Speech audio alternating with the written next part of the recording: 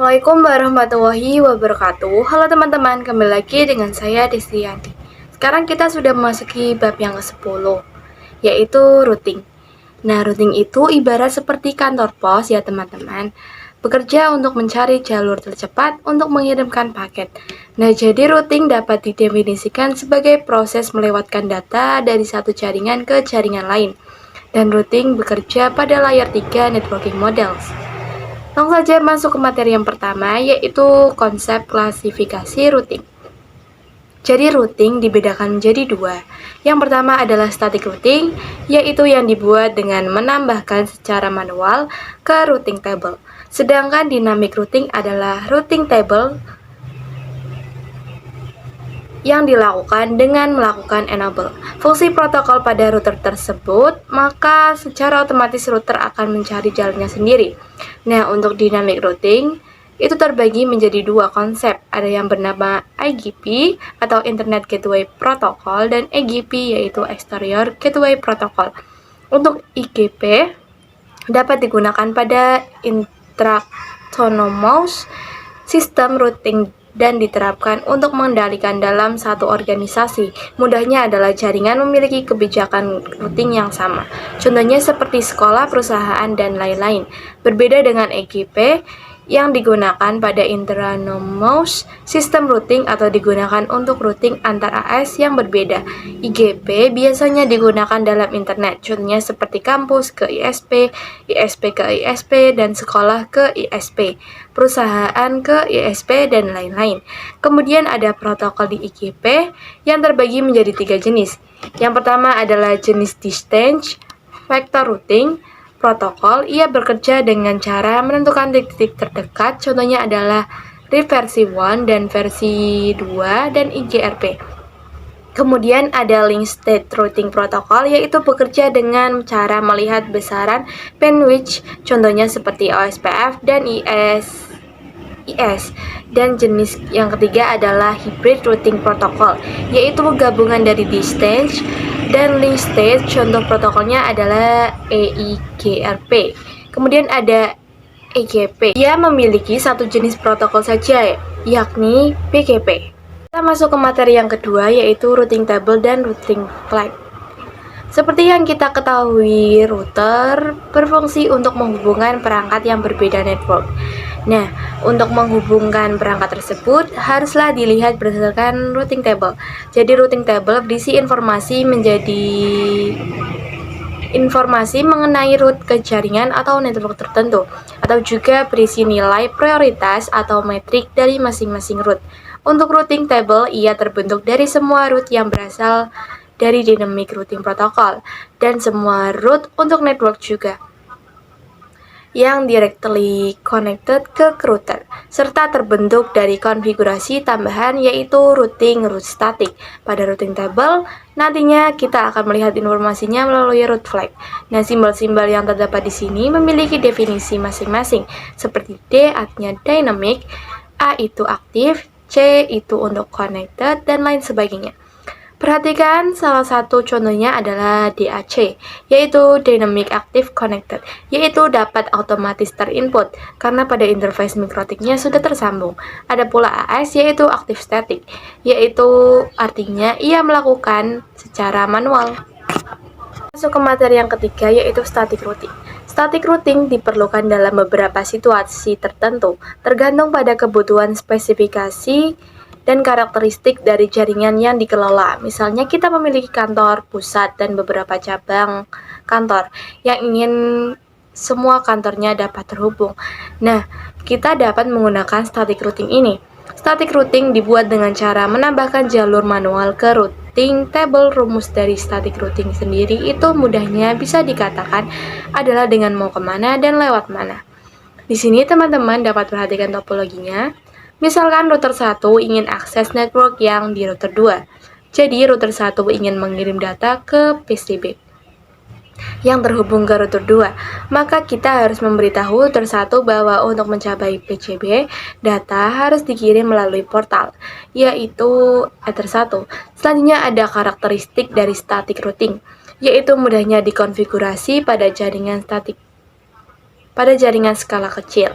Jadi perlu diketahui bahwa static routing tidak cocok digunakan untuk jaringan skala besar, lalu membutuhkan research yang ringan dan manual konfigurasi setiap penambahan jaringan baru. Kita masuk ke materi yang keempat, yaitu studi kasus static routing 2 router. Perhatikan pada topologi di sini terdapat 4 router yang akan kita koneksikan dengan satu dan lainnya. Untuk router utama akan dikonfigurasikan WAN. Sehingga untuk router lain ketika ingin terkoneksi dengan internet maka dia menggunakan perantara mikrotik utama. Langsung saja di sini ke Pinet Lab-nya. Nah, di sini sudah saya siapkan 2 router dan sudah dinyalakan, dan untuk namanya juga sudah saya ubah dan saya sesuaikan. Kemudian ada ISP juga yang bisa kita lihat di sini. Nah, ini kita akan gunakan tipe CloudNet, maka nantinya kita akan mendapatkan range IP kelas A yakni 10.x.x.x, dan juga ini dapat berubah IP privat. Namun perlu diketahui jika konsep ini diterapkan pada dunia nyata, maka mikrotik akan mendapatkan IP-nya. Kemudian kita hubungkan ISP dengan mikrotik kita. Nah, jika sudah, kita bisa masuk ke konsol atau terminal milik router 1. Kita akan cek IP yang didapatkan. Kita bisa ketikkan IP address print. Kemudian dapat teman-teman lihat di sini saya mendapatkan IP 10.0 sekian ya. Nah, IP tersebut kita bisa tuliskan pada node-nya dengan klik kanan, kemudian edit, lalu pada kolom label dituliskan DHCP2 dan IP-nya ini ya. Nah, kemudian saya tuliskan yang akhirnya itu X karena nanti teman-teman bisa ganti sesuai dengan yang kalian dapatkan. Kemudian bisa klik kanan, lalu pilih teks dan pilih tulisan IP-nya. Nah, jika sudah, letakkan di dekat mikrotik kita dan selanjutnya kita bisa koneksikan antara router 1 dan 2. Nah, jadi nanti setiap router akan memiliki jaringan lokal. Di sini kita sambungkan ke masing-masing router terlebih dahulu. Kemudian jika diperhatikan di sini saya sudah menyiapkan teks. Jadi untuk IP 10.1 kita berikan untuk Ether 2 di mikrotik pertama. Kemudian 10.2 untuk Ether 1 di mikrotik kedua.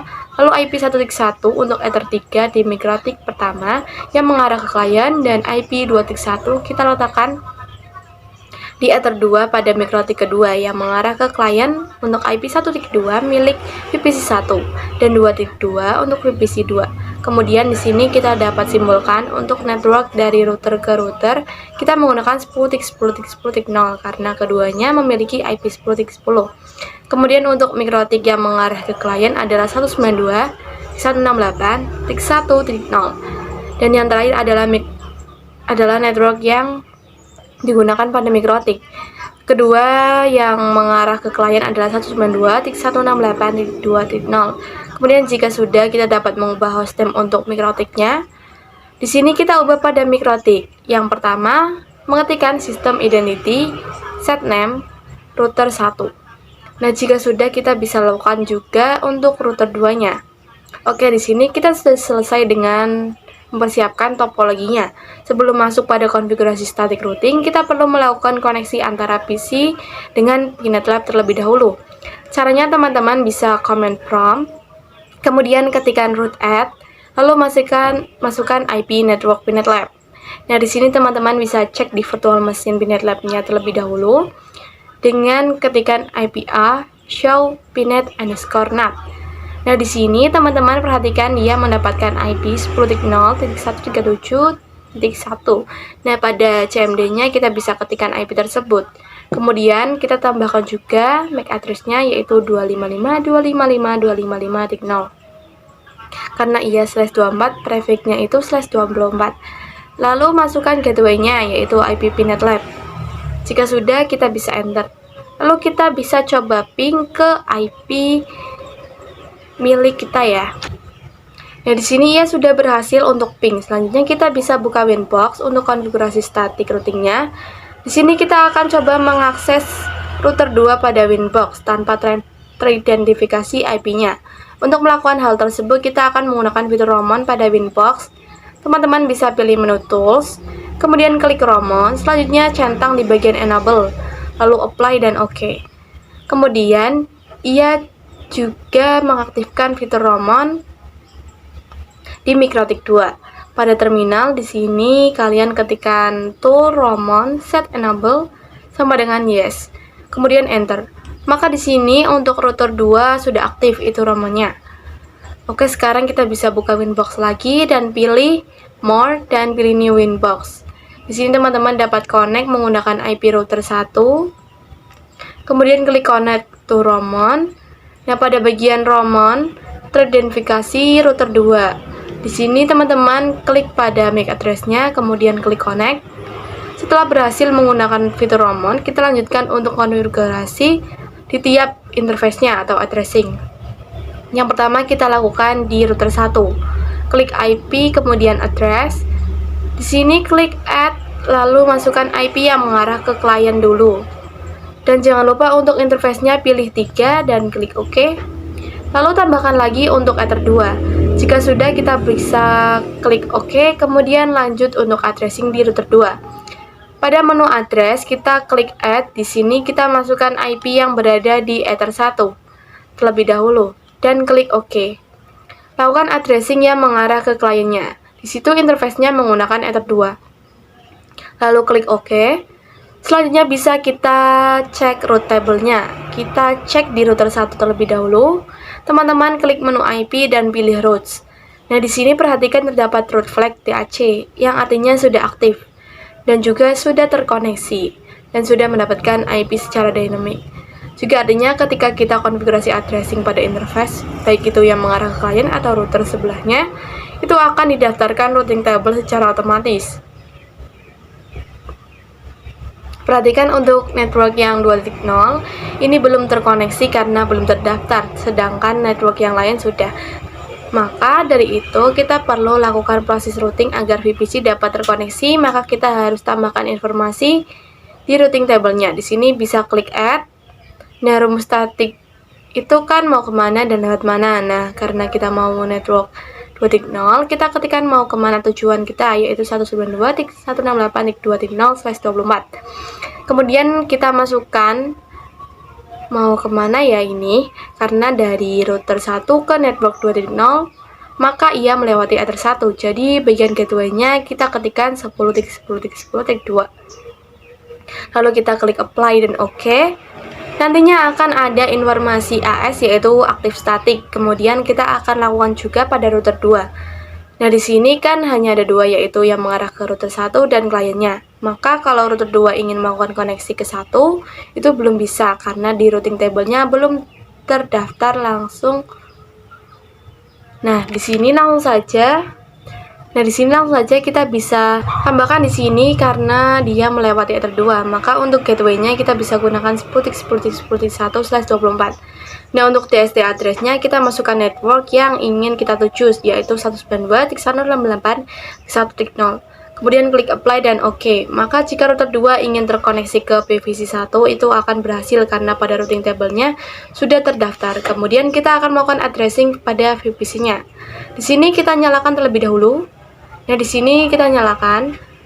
Di sini buka konsolnya. Untuk VPC 1 kita akan menggunakan IP 192.168.1.2/24. Untuk gateway-nya yang 1.1/24. Nah, kemudian kita juga lakukan pada VPC 2. Sama caranya, mungkin di sini saya akan percepat. Nah, jika sudah melakukan semuanya, maka kita sudah berhasil melakukan static routing pada 2 router. Kita masuk ke materi yang kelima, yaitu melanjutkan studi kasus static routing, yaitu dengan 3 router. Jadi teman-teman, di sini saya sudah menambahkan satu perangkat router dan juga VPC sebagai klien. Di sini saya sudah ubah hostname si Mikrotik menjadi router 2 dan perhatikan untuk pada IP-nya untuk 3 dimiliki router 2 dan mengarah ke router 3 akan mendapatkan IP 20.1/24. Kemudian untuk router 3 yang mengarah ke klien pada Ether 2-nya menggunakan IP 3.1/24, sedangkan untuk VPC 3 kita akan gunakan 3.2/24. Nah, di sini saya juga sudah menuliskan networknya yaitu 10.20.20.0 dan juga IP yang 192.168.3.0. Saya sudah mengaktifkan fitur Roamon, jadi kita bisa lanjutkan ke addressing. Di sini setelah masuk ke Winbox, teman-teman pilih IP lalu address.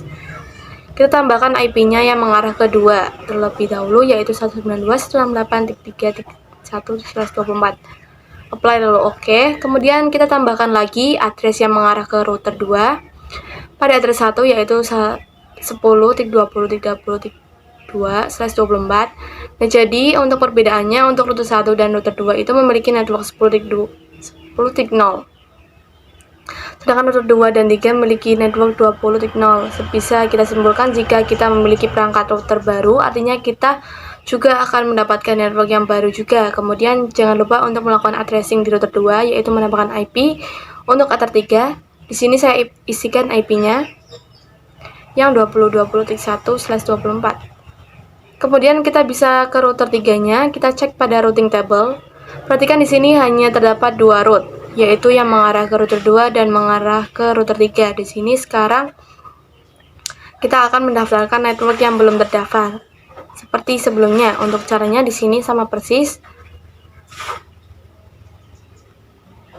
Selanjutnya kita tambahkan network baru untuk router 3, yaitu 10.20.20.0 dan yang mengarah ke VPC 3 yaitu 192.168.3.0 di kedua router yang lain. Nah, di router pertama karena ia melewati ether 1, berarti gateway-nya 10.10.10.2. Untuk router 2, gateway kita gunakan adalah 10.20.20 karena ia melewati ether yang dimiliki oleh router 2. Kemudian selanjutnya kita lakukan addressing di VPC-nya. Kita ketikkan IP 192.168.3.2/24. Kemudian untuk gateway-nya 168.3.1/24.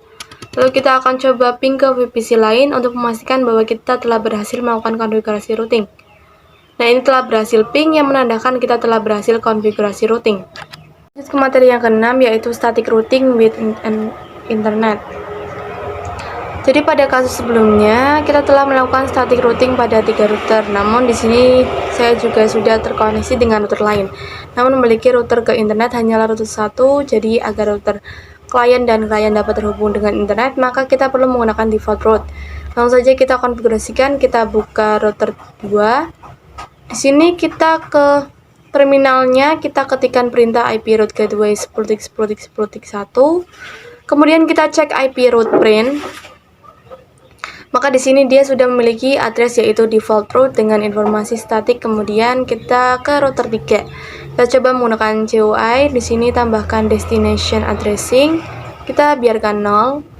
Sedangkan untuk gateway kita ketikkan 10.20.20.1. Dan nanti di sini sudah ada informasinya. Selanjutnya kita lakukan di router 4 juga. Kemudian gateway-nya kita ketikkan 10.30.30.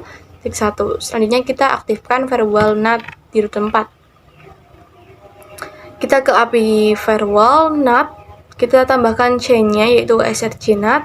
Kemudian di bagian out interface-nya kita gunakan ether 1. Lalu pada action kita gunakan masquerade. Lalu kita bisa apply dan OK. Kita bisa langsung lakukan pengujian router 4 pada terminalnya.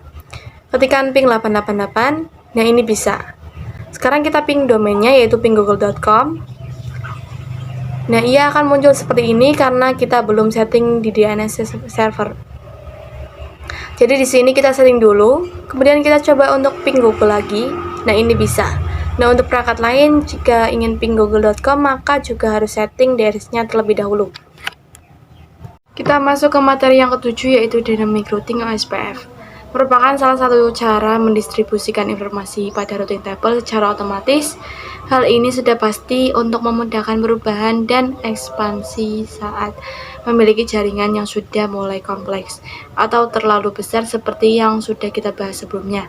Konsep dynamic routing terbagi menjadi 2, maka di sini untuk pembahasan lebih lanjutnya kita akan bahas materi mengenai OSPF. Di sini saya akan melakukan pengenalan OSPF terlebih dahulu.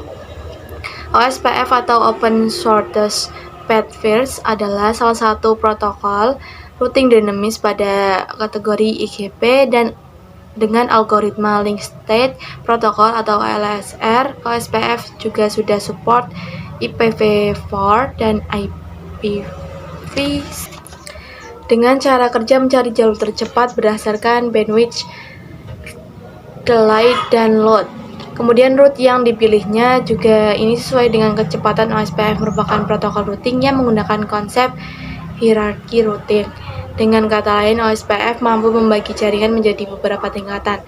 Nah, tingkatan-tingkatan ini diwujudkan dengan menggunakan sistem pengelompokan yaitu area. Jadi tujuan OSPF adalah memecah topologi jaringan menjadi unit-unit lebih kecil atau area yang menggunakan overhead protokol routing dan meningkatkan efisiensi peruntutan. Di sini terdapat OSPF area dan ada backbone atau area 0. Inilah yang bertanggung jawab mendistribusikan informasi routing antara non-backbone area. Kemudian yang kedua, standar atau default area. Ini merupakan area dari area 0 area, ini disebut dengan area yang paling ujung. Kemudian terakhir adalah hotsource stub area yang tidak menerima external route dan dapat digantikan dengan default route dari area lain tetapi masih mendapatkan external route dari router yang masih dalam satu area. Masuk ke materi yang ke-8 yaitu OSPF Redistribute Default Route adalah menambahkan default route secara otomatis. Langsung saja praktekkan menggunakan Winbox. Jadi yang perlu teman-teman ketahui, kita bisa melakukan redistribute default route pada router yang mengarah ke OSPF, yaitu router 1. Di sini kita pilih menu routing, kemudian pilih OSPF. Nah, di sini kalian pilih menu OSPF lalu double klik pada default. Di sini kita fokuskan pada redistribute default route. Di sini ada always dan if install. Jadi untuk if install ini, kalau misalnya router 1 teman-teman maka default route, maka OSPF akan melakukan redistribute default route. Maka kalau always, misalkan router 1 tidak memiliki default route, maka dia akan melakukan redistribute default route. Nah, di sini pilih if install saja, kemudian klik apply. Nah, jika sudah mengkonfigurasikan instance, maka kita sudah berhasil mendaftarkan default port pada router 2 dan 3 dan seterusnya.